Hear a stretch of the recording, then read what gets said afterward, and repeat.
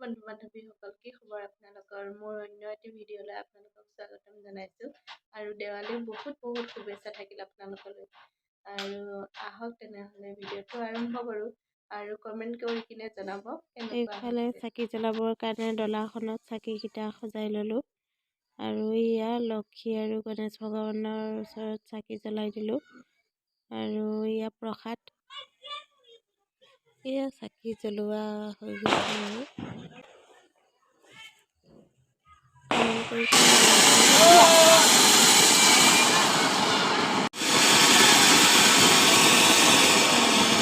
পৰিৱেশ এয়া চবেই ঘৰে ঘৰে চাকি জ্বলাইছে কলগছত আৰু এয়া চাকি জ্বলাই দিছোঁ মই ৰংগলী বনাইছোঁ কেনেকুৱা লাগিছে জনাবচোন।